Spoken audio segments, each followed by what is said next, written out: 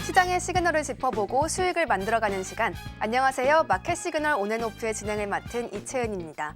이번 주의 최대 이슈는 아무래도 트럼프의 관세 부과가 되겠습니다.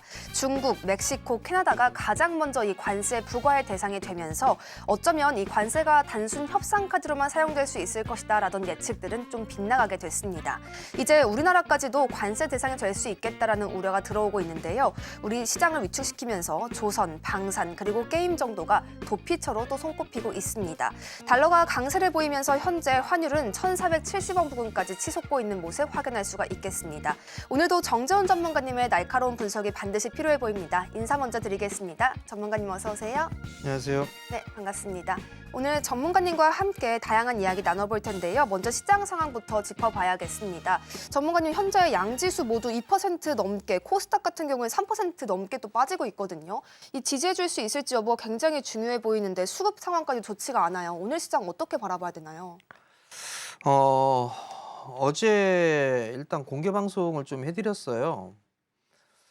1차 지지 라인 때와 2차 지지 라인 때를 좀 말씀을 좀 드렸었는데 1차 지지 라인 때를 깨버렸어요. 그냥 갭으로 깨버린 그런 상황들이고 다이렉트로 지금 2차 지지 라인 때까지 좀 내려왔습니다. 2440 정도, 2440에서 2450 이 자리대를 지지 라인 때, 2차 지지 라인 때로 좀 보고 있는데요. 우선 선반영은 좀 됐다라고 보시는 게 좋지 않을까 싶어요. 설 연휴가 들어가게 되면서 딥시크에 대한 얘기가 나왔었죠. 그리고 미국 시장은 급락이 나왔고 어느 정도 되돌림이 나온 상태에서 지난주 금요일 날 연휴가 끝나고 나서 시장이 됐어요. 개장이 되고 나서 시장은 한번 반등이 한번 밀렸었고요. 그리고 난 다음에 주말에 관세 얘기가 좀 나왔었죠. 캐나다와 멕시코의 25%의 관세, 그리고 중국 쪽에 있어서도 10%의 관세. 요 얘기가 나오면서 아시아 시장에 지금 먼저 반영이 되고 있는 그런 상황들입니다. 거기에다가 오늘은 또 위클리 만기일이 있죠. 그러다 보니까 변동성이 좀 더 커져 있다라고 생각을 하는 게 좋지 않나 싶습니다. 구체적인 부분들을 좀 보게 되면 멕시코와 캐나다 쪽에 있어서의 관세 이 부분들은 펜타닐에 대한 부분들입니다.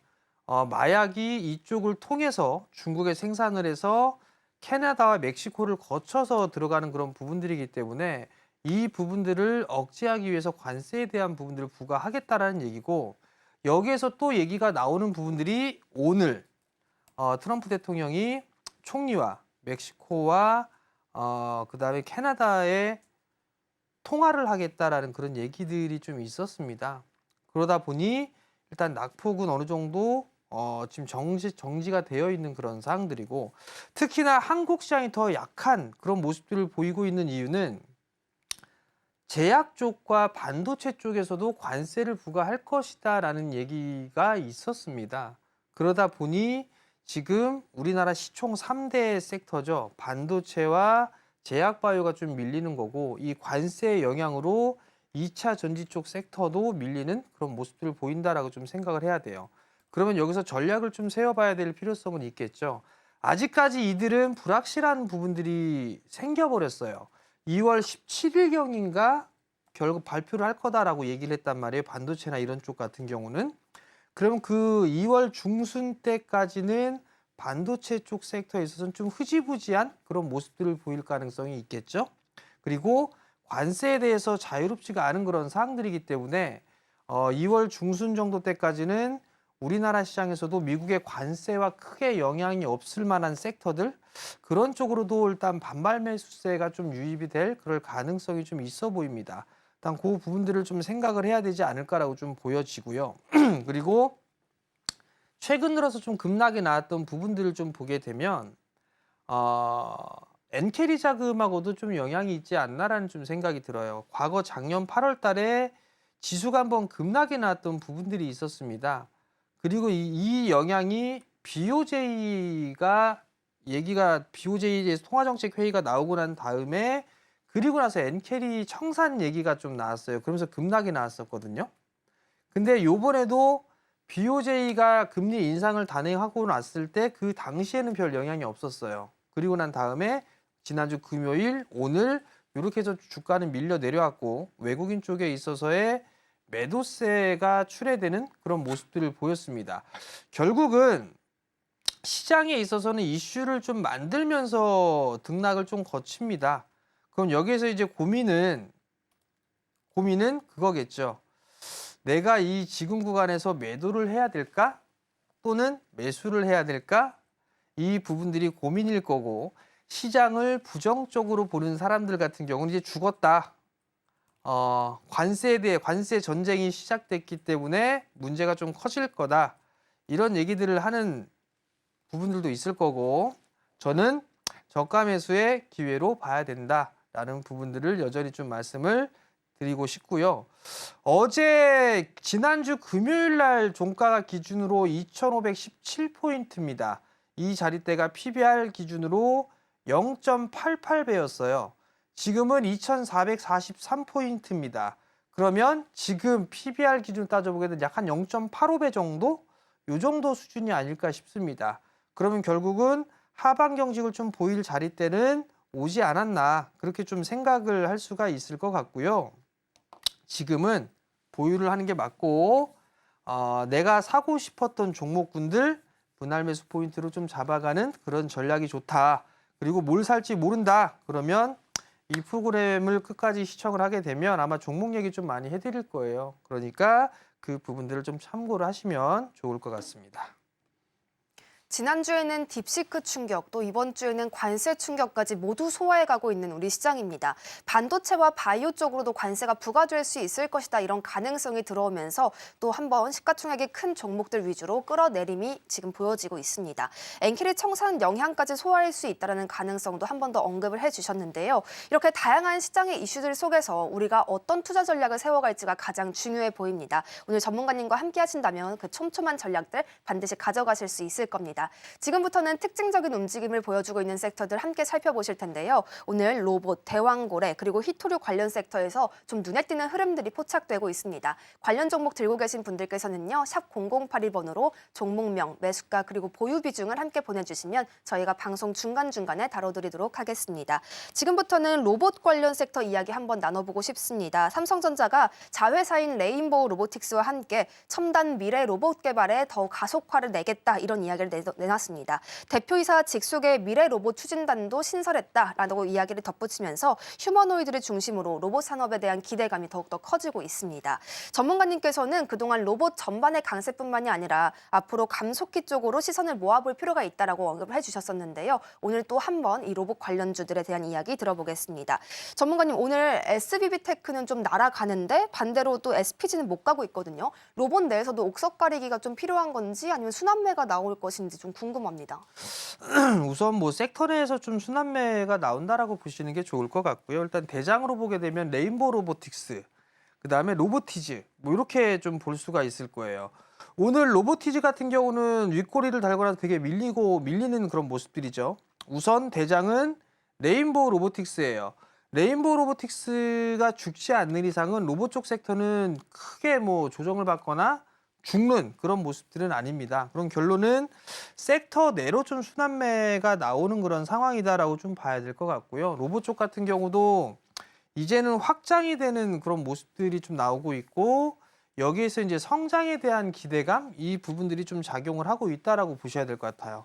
그렇기 때문에 레인보우 로보틱스가 여전히 좀 강한 그런 모습들이 좀 나타나고 있고 그 뒤로 후발주들 같은 경우는 LG 계열 쪽이 좀 많이 올라갔었잖아요. 뭐 로보티즈라든가 로보스타, SBB테크 뭐 이 이외에 좀 종목군들이 많이 올라가고 있는 그런 모습들인데 오늘은 그냥 단기적으로 좀 차익 매물이 좀 출회되고 있는 그런 상황이다라고 보시면 좋을 것 같아요.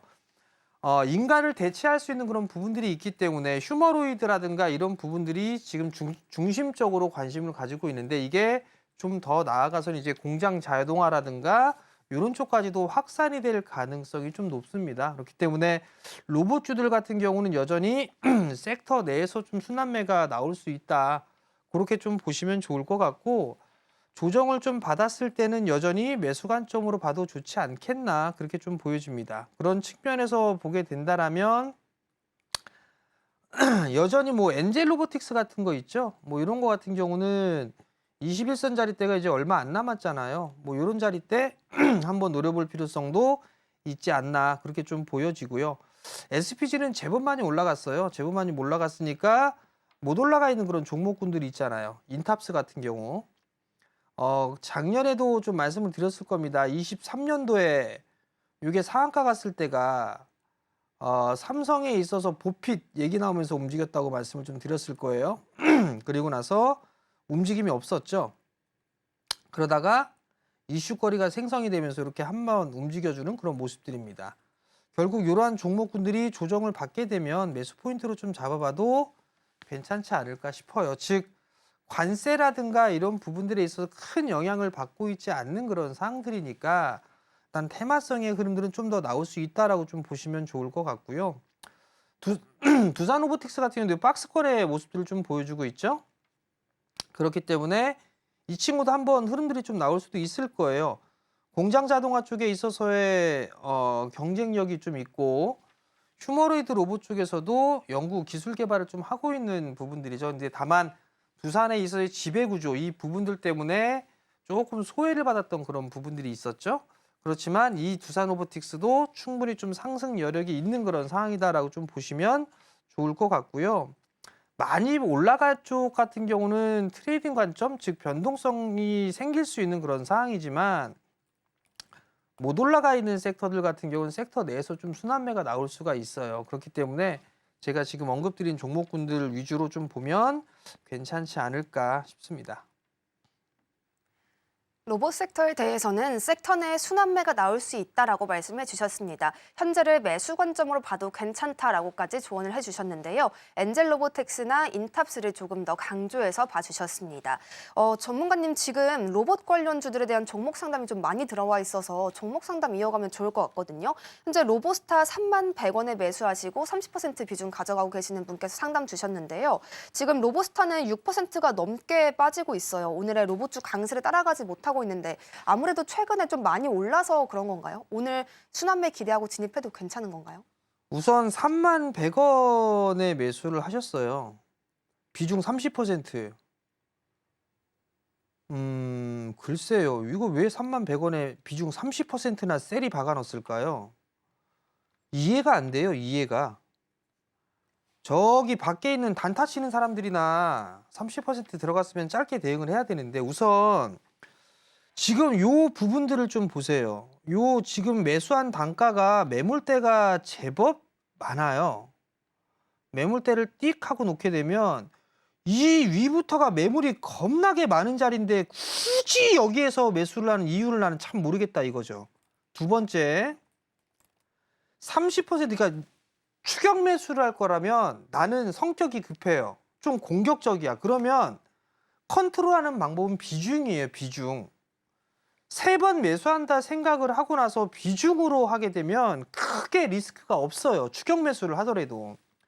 근데 지금 만약에 3만 원대, 31,100원에 30%를 매수를 했단 말이에요. 만약에 이 친구가 미친 척하고 25,000원까지 빠진다라면 견딜 수 있을까요? 여기까지 빠지면? 저는 모르겠거든요. 못 버티지 않을까 싶거든요. 그렇기 때문에 앞으로는 비중 조절을 좀 하시는 게 좋을 것 같아요. 그렇게 말씀드리고 아직까지 로봇주들 같은 경우 끝난 부분들은 아니에요. 다시 매수가 위로 올라갈 수가 있을 거예요.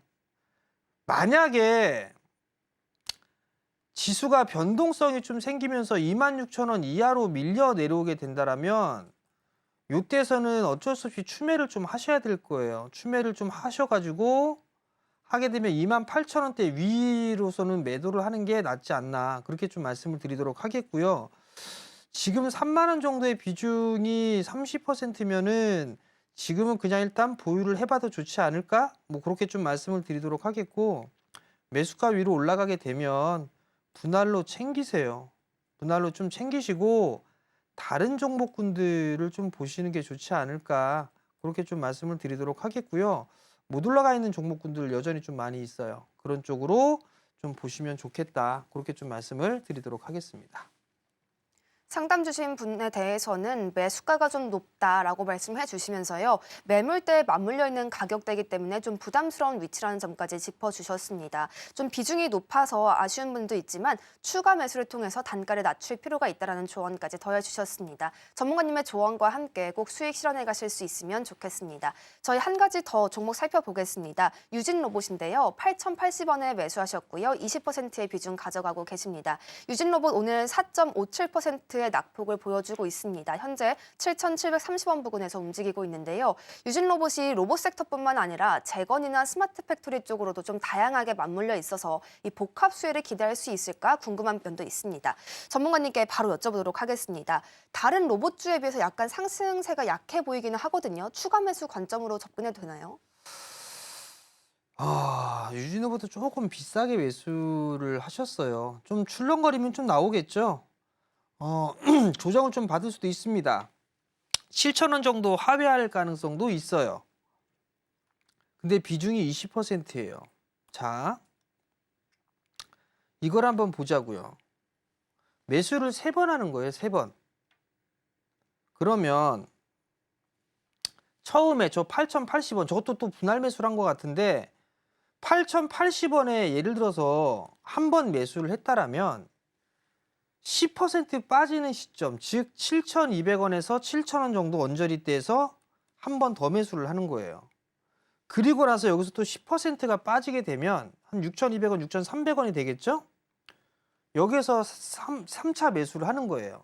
3번 매수를 하고 그 다음에 첫 번째, 두 번째, 세 번째 비중도 좀 다르게 하면 돼요.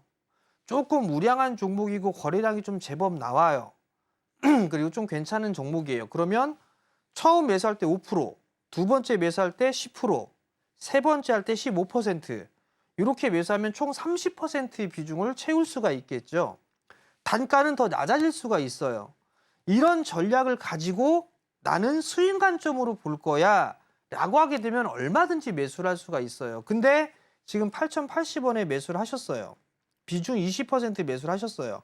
조금 조정받을 수도 있어요.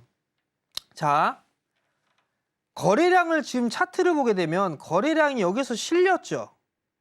거래량 실렸고 거래량이 없이 죽어 내려왔어요. 그리고 나서 다시 거래량이 세워졌죠. 이렇게 거래량이 없는 상태에서 있다가 갭이 떴어요. 근데 여기 장대 음봉이 나왔습니다. 여기서.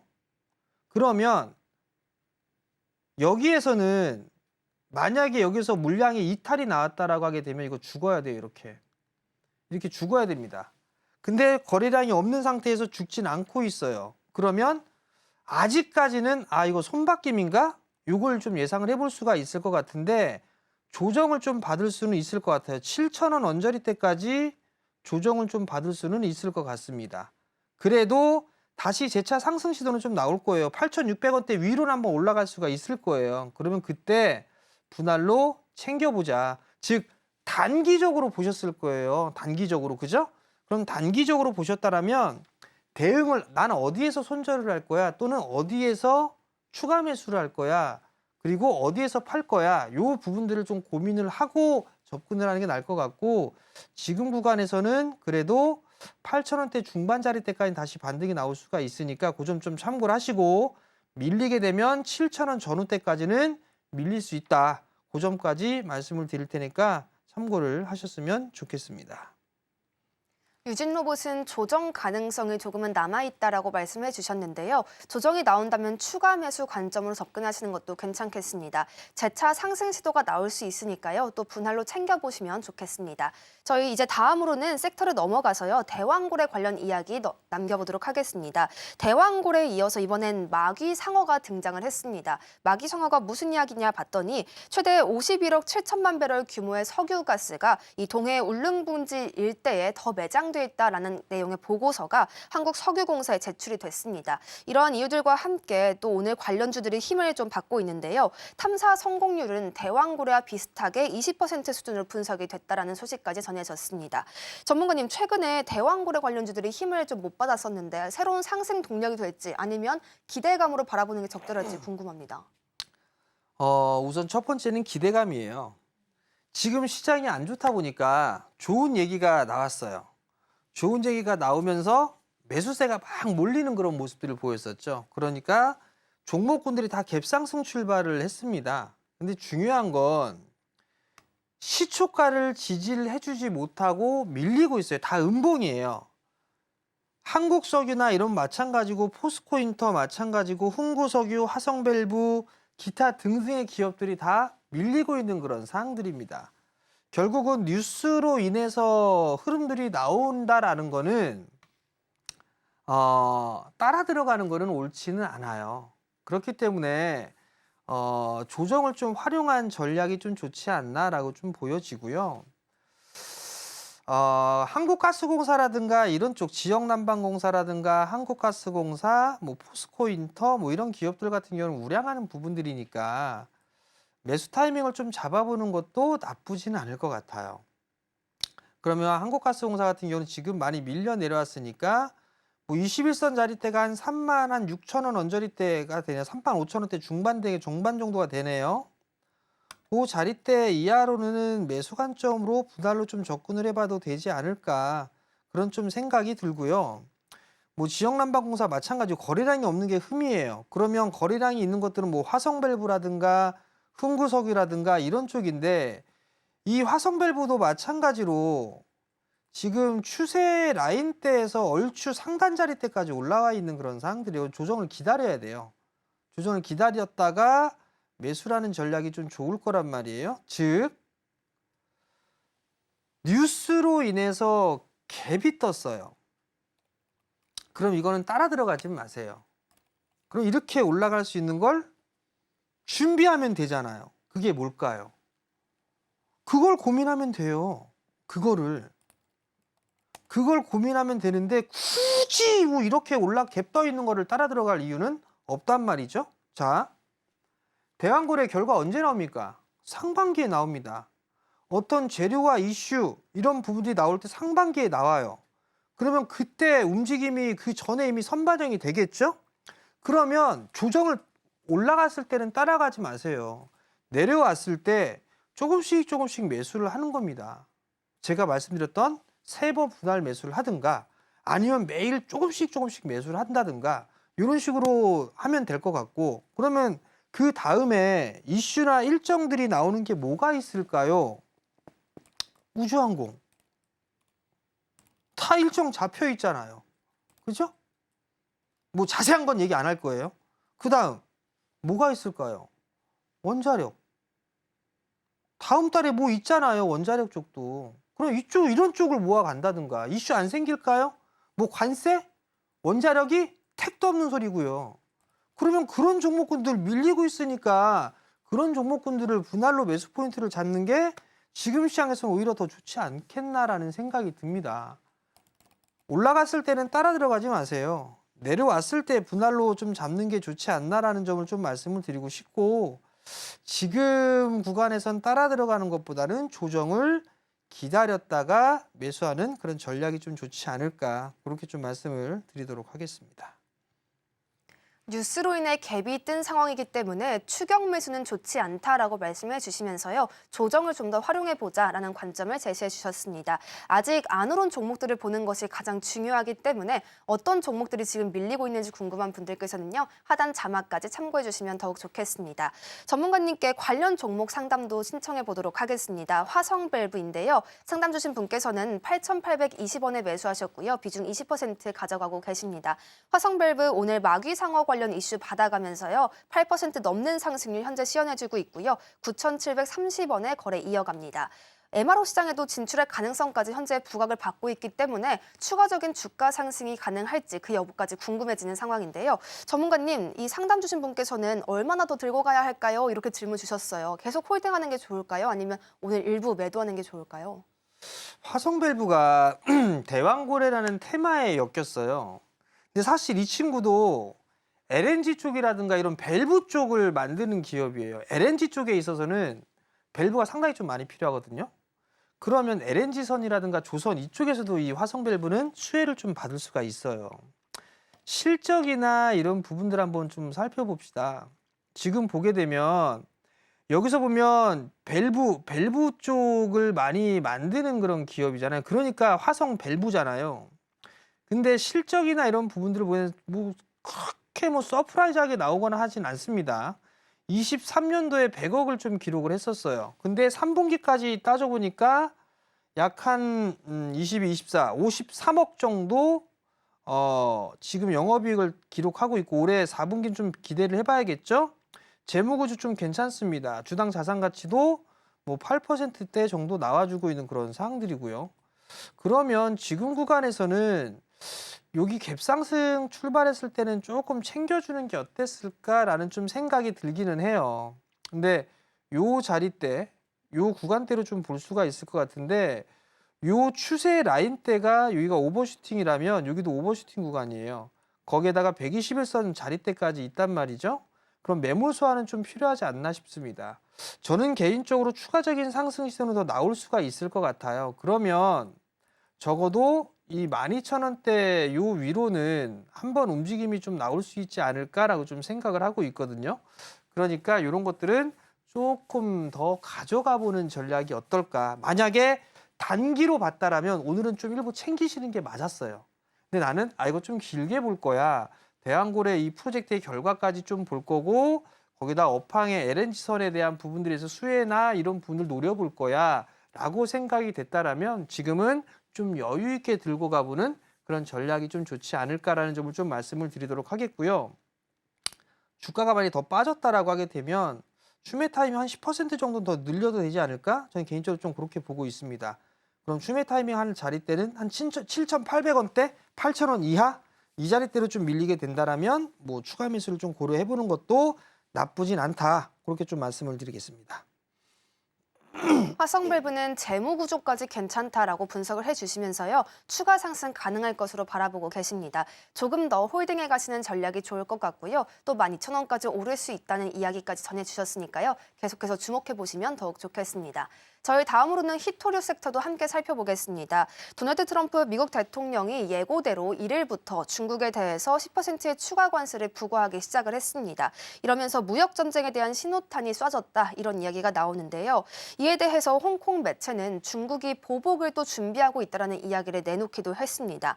그러면서 미중 양국 사이에 협상 여지가 있다는 이야기를 함께 내놨는데 미국이 중국에 좀 고도로 의존하고 있는 이 히토류에 대해서 히토류 카드를 중국이 다시 한번 꺼내놓을 수 있다라는 이야기가 다시 한번 나왔습니다. 이러한 것들이 중국의 비상 계획이다라는 이야기까지 함께 내놨는데요. 전문가님, 무역 갈등이 좀 깊어질 때마다 항상 히토류 이야기가 나오잖아요. 근데 조금 이슈타고 단기적으로 움직이는 모습도 보이는 것 같아서 오늘의 상승을 현금화 기회로 삼아야 하나 어떻게 생각하시나요? 우선 히토류 쪽 섹터도 올라가는 종목군도 올라가요. 근데 못 오르는 기업들도 있습니다. 중요한 건 히토류 쪽에 있어서 수출 통제나 이 부분들은 이미 진행을 해 왔어요. 중국 쪽 같은 경우는. 근데 관세에 대한 얘기를 하다 보면 중국은 미국한테 꺼낼 카드가 히토류밖에는 없습니다. 그게 가장 강력한 무기로 좀 볼 수가 있는 그런 사항들인데 거기에 따라서 뭐 유니온이 27%대의 상승을 하고 있는 그런 사항들인데 지금 보게 되면 요 자리대 7,000원 요 언저리대가 지금 이 저항 자리대로 진입을 하고 있는 그런 사항들이에요. 대량 거래가 동반되는 그런 모습들이 나오곤 있는 그런 사항들인데 만약에 유니온을 좀 기준으로 봤다고 한다라면 글쎄요. 과연 여기서 좀 수익이 아마 좀 나신 분들도 있을 겁니다. 그러면 여기에서는 일부 좀 챙겨나가는 게 어떨까?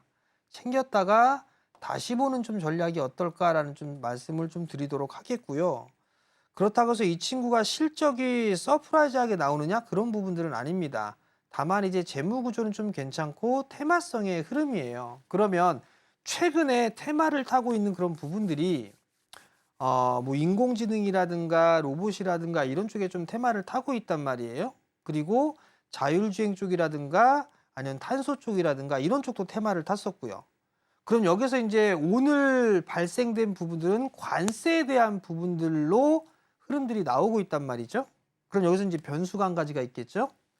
캐나다하고 멕시코하고 통화를 하겠다고 얘기를 했어요.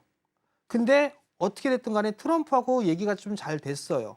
그래서 관세를 조금 누그러뜨리거나 뭐 이런 부분들을 하게 된다라면 그 목적은 중국을 옥죄기 위함일 거예요. 그러면 더 경쟁을 해 나가는 뭐 심화되는 그런 모습들이 나올 수도 있습니다. 그러면 히토류 카드가 다시 먹힐 수는 있을 거예요. 그러면 얘네들은 테마성의 흐름들이기 때문에 단기적인 관점으로 좀 봐야 되는 그런 상황이 아닌가라고 싶습니다. 그렇기 때문에 지금은 보유자의 영역으로 보시는 게 맞을 것 같고, 지금 만약에 이 종목을 가지고 있다라고 하게 된다라면 저는 단기적으로는 차익 관점으로 보는 게, 매도 관점으로 보는 게 좋지 않을까, 그렇게 좀 말씀을 드리도록 하겠습니다. 히토류도 오르는 기업만 오르는 면이 있다라고 말씀을 해주시면서요. 보유자분들 중에서 수익을 본 분들은 일부 챙겨가는 전략이 필요하다라고 함께 조언을 더해주셨습니다. 이 무역 전쟁이 참 어렵고 한편으로는 무섭기까지도 한데요. 지금 반도체 쪽으로 또 관세가 부과될 수 있다라는 이야기까지 나오고 있어서 반도체 쪽에 대한 전망도 전문가님께 한번 여쭤보고 싶습니다. 전문가님, 반도체 쪽으로 오늘 삼성전자, SK하이닉스 다 크게 떨어지고 있잖아요. 앞으로 좀 반등이 나올 여지가 있을지, 관세가 부과된다면 우리는 어떻게 또 대응을 해야 할지 궁금합니다. 반도체 쪽은 참 성장을 한다라는 측면에서는 의심할 여지가 없어요. 자, 우선 SK 하이닉스 올해 HBM 판매할 거 다 팔렸습니다. 다 팔았어요, 이미. 서로 회사에서 좀 더 증설해 주면 안 되겠니? 우리 물량 좀 주면 안 되겠니? 이렇게 얘기를 하고 있습니다. 그만큼 SK 하이닉스는 잘 나간다는 얘기예요. 반대로 삼성전자는 어찌됐든 뒤처졌어요. 그렇기 때문에 주가는 못 올라가는 그런 상황들입니다.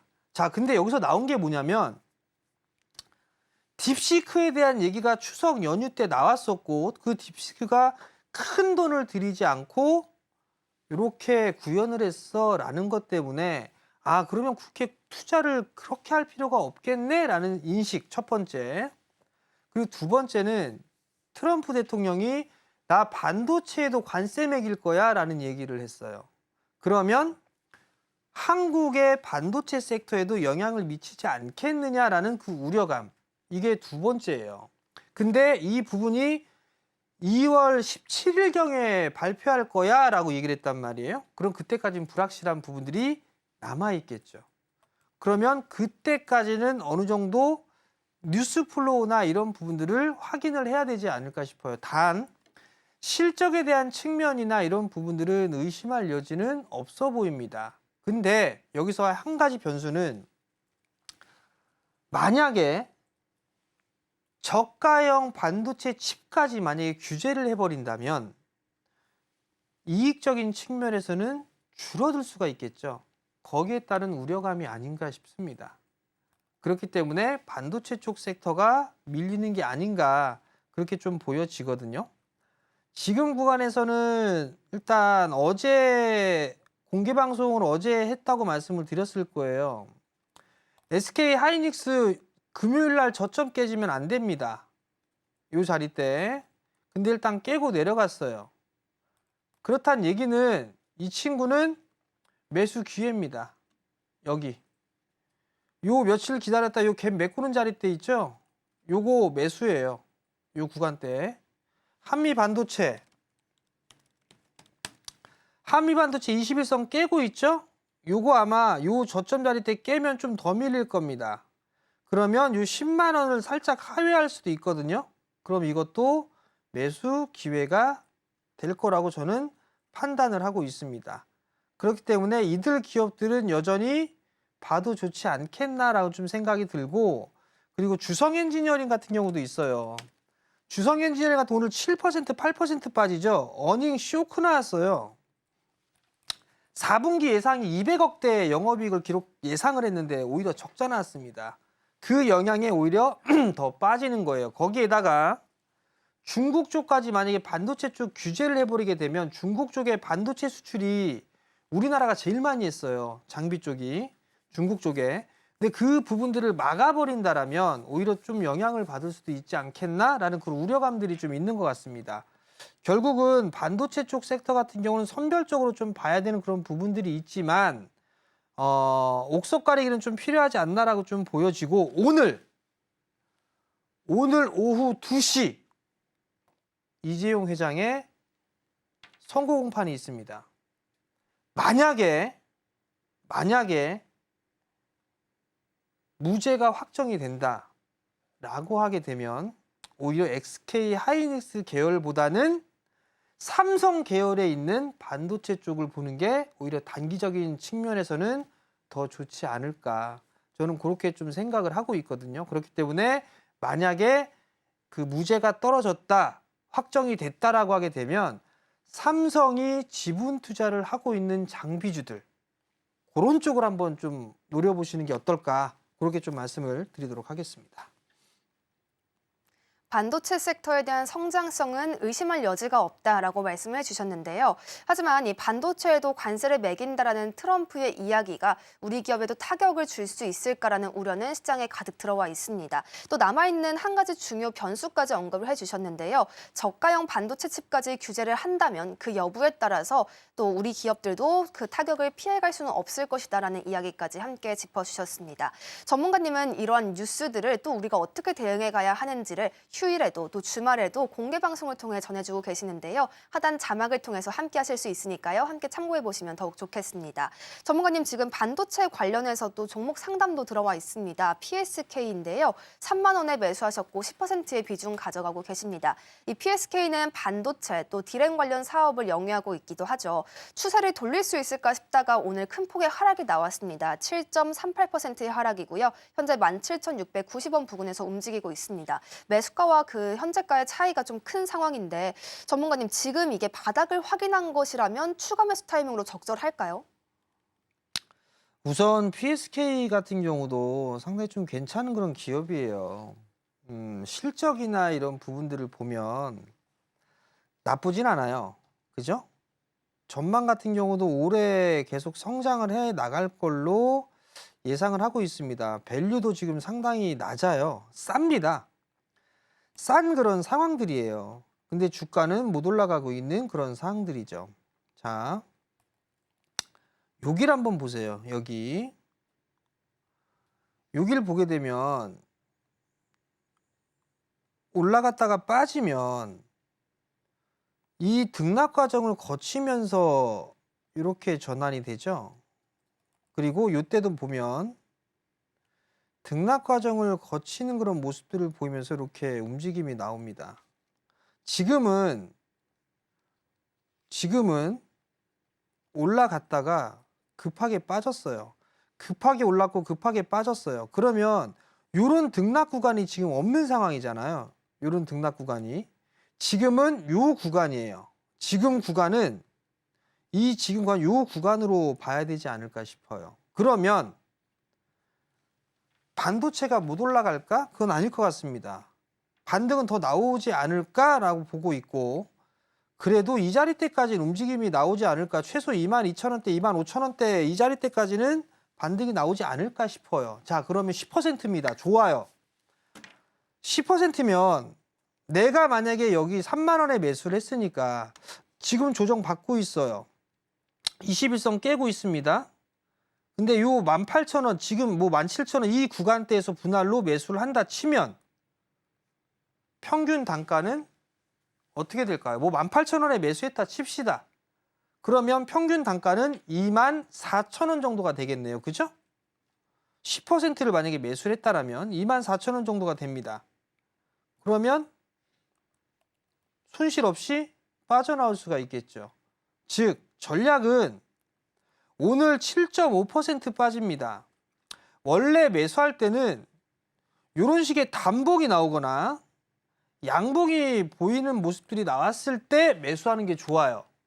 그러니 오늘은 일단 관망하세요. 오늘은 관망하고, 만약에 내일 이런 단봉이 나오잖아요. 이런 식의 짧은 단봉이 나와요. 도치형의 캔들이 나오든, 그럼 그때 매수를 분할로 추가 매수를 하세요. 한 10에서 15% 정도 더 매수해도 되지 않을까 싶습니다. 그러면 매수가 위에서 매도할 수 있지 않을까 싶어요. 전 개인적으로 24,000원에서 25,000원짜리 때까지는 반등이 나올 수 있다고 보고 있으니까 밀리면 매수를 10에서 15%더 하자. 그래서 단가를 낮춰서 손실 없이 빠져나오자라는 의견을 드리도록 하겠습니다.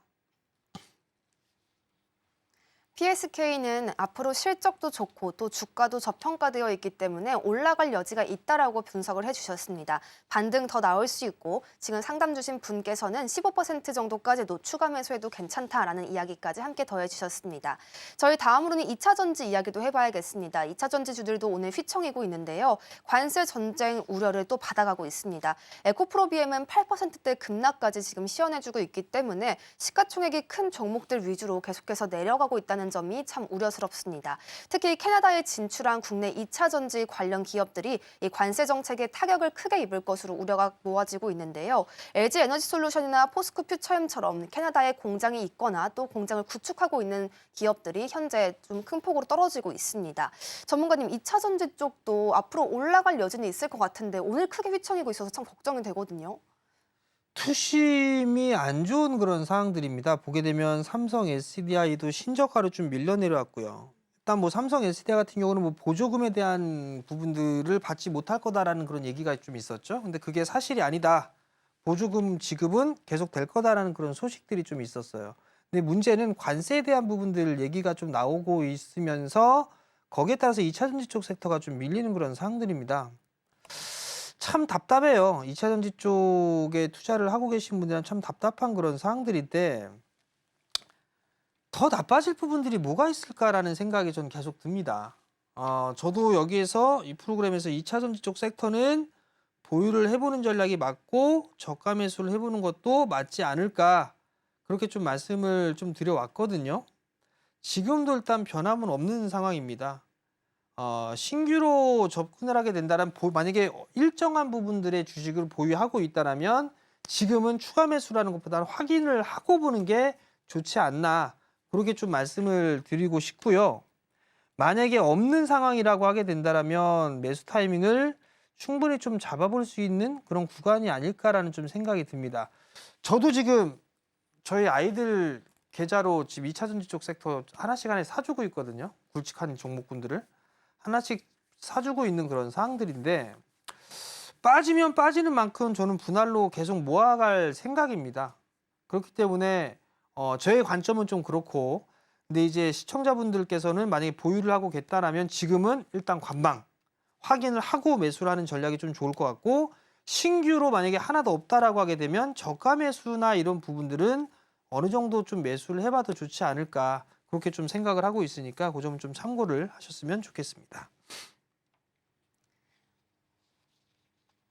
2차 전지를 보유하고 계신 분들은 홀딩하면서 조금은 관망해 보시는 것도 괜찮겠다라고 말씀해 주셨고요. 갖고 계시지 않는 분들은 매수 타이밍을 오늘로 잡아보시는 것은 어떨까 제시해 주셨습니다.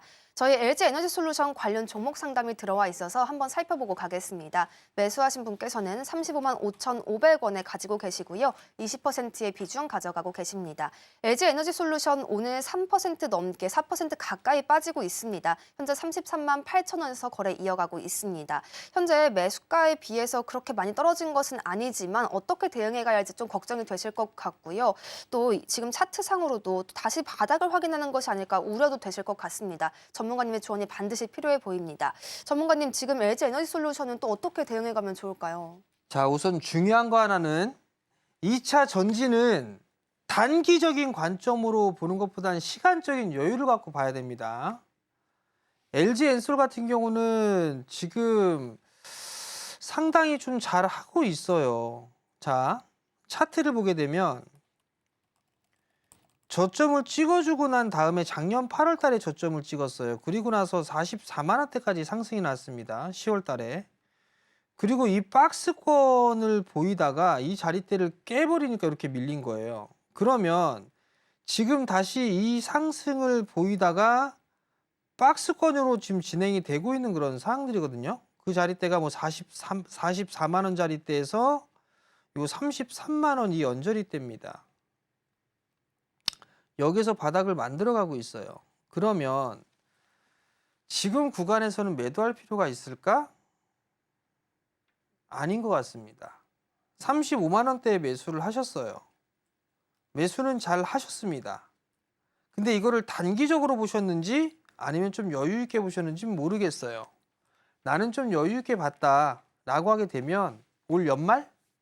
내년까지 봤다. 그러면 가져가셔도 저는 괜찮다고 보고 있습니다. 추가 매수 타이밍 잡아도 저는 좋다고 말씀을 드리고 싶어요. 자, 실적을 보게 되면 올해 턴어라운드입니다. 기저효과라는 게 있죠. 기저효과. 그죠? 분기 실적을 보게 되면 적자를 기록하고 있어요. 근데 왜 지금 못 움직이냐? 관세에 대한 얘기 나오고 있고 IRA 세제 혜택 이 부분들이에요. 이 부분들에 대한 불확실성이 투심을 지금 상당히 위축시키고 있는 그런 상황들입니다. 그 영향이 아닌가라고 저는 생각을 해요. 그러면 지금 구간에서는 35만 원짜리대에 매수를 했다라면 단기로 보는 게 아니라면 저는 충분히 보유를 해봐도 괜찮다. 그리고 나는 이거 길게 봤으니까 좀 더 가져갈 거야 길게. 그러면 뭐 32만 5천 원? 뭐 그 자리대가 오게 되면 추가 매수 저는 나쁘진 않다. 그렇게 좀 생각을 하고 있으니까 참고를 하시면 좋을 것 같고 2차 전지 섹터가 올라야 지수 반등이 나옵니다. 지수가 2600 넘어가고 하려면 2차 전지 섹터가 필히 움직여줘야 돼요. 그 점까지 말씀을 좀 드릴 테니까 참고를 좀 하셨으면 좋겠습니다. 2차 전지 쪽은 시간 여유를 두고 봐야 한다라고 말씀해 주시면서요. LG 에너지솔루션을 지금 구간에서 매도할 필요는 없겠고 매수 시점까지 양호했기 때문에 조금 더 가져가시는 것은 어떨까 제시해 주셨습니다. 또 추가 매수 관점까지 함께 열어주시면 좋겠다라는 조언이었습니다. 오늘 같은 약세장에서는 파란불을 보면서 불안해하기보다는 전문가님의 면밀한 분석을 통해서 또 기회를 잡아가는 것이 중요해 보이는데요. 전문가님과 함께 하실 수 있는 방법 저희가 화면으로 소개해 드리겠습니다.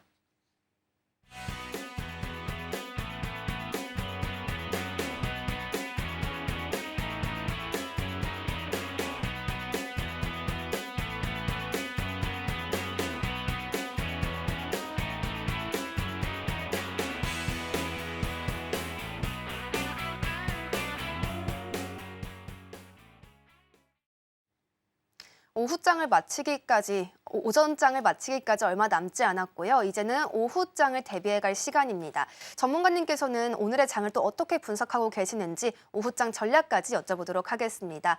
전문가님, 오늘 시장 참 어려운데 오후장에서 또 어떤 기회 잡아가야 될까요? 일단 오늘은 제가 권해드리고 싶은 거는 오늘은 일단 관망이에요. 오늘은 일단 관망을 하고 내일 보는 게 좀 좋지 않을까라는 좀 생각이 들어요. 왜냐하면 우선 화면을 보시면 지금 미국 선물이에요. 나스닥 선물이거든요. 2.7% 빠지고 있어요. 근데 요 지금 하단 자리대까지 밀려 있는 그런 상황들인데 요 자리대를 지지를 해줄 건지 아니면 한 번 더 밀려 내려올 건지 요거를 결정해야 돼요. 만약에 얘가 밀리게 되면 선물은 2만까지도 보이거든요. 2만 초반대까지. 그러니까 그 부분들을 좀 참고를 해야 될 것 같고 그러면 시장에 있어서는 좀 더 조정이 좀 나올 수가 있겠죠. 그러면 수급적인 부분들을 봤을 때는 매도예요. 지금 외국인들 오늘 대량 매도 나옵니다. 거기에다가 지수를 방어했었던 연기금 쪽 여전히 매도가 나오고 있어요. 오늘은. 그러니까 오늘 일단 관망을 하고 보고 또 위클리 만기가 있잖아요. 오늘. 그러니까 만약에 난 매수를 하겠다라고 하게 되면 내일 시초부터 본다든가 아니면 오후장에 외국인 수급을 좀 보면서 진행을 하는 게 좋지 않을까라는 좀 말씀을 드리고 싶어요. 그리고 환율적인 부분들도 지금 이 70원짜리 때 저는 60원을 넘어가면 안 된다라고 좀 보고 있는데 이게 다시 넘어가 버렸단 말이에요. 다시 60원 이하로 빠르게 좀 내려와 주는지도 좀 봐야 될 것 같아요. 자, 그럼 전략. 오늘은 일단 관망.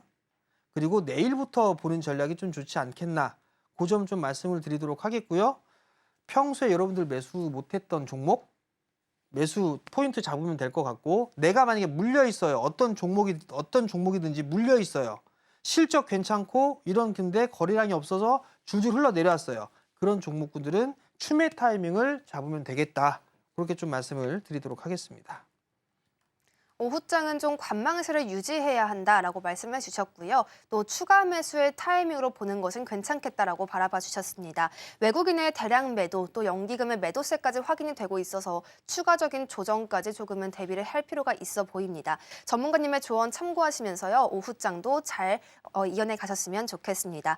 본 방송에서 제공하는 정보는 투자 판단에 대한 조언일 뿐 가치 판단과 상승 하락을 보장하지는 않습니다. 서울경제TV는 자본시장법을 준수하며 일대일 투자 상담 그리고 유사 수신행위와 같은 모든 불법 사항을 엄중히 금지하고 있습니다. 저희는 내일 이 시간에 다시 한번 찾아뵙겠습니다. 함께해 주신 여러분 고맙습니다.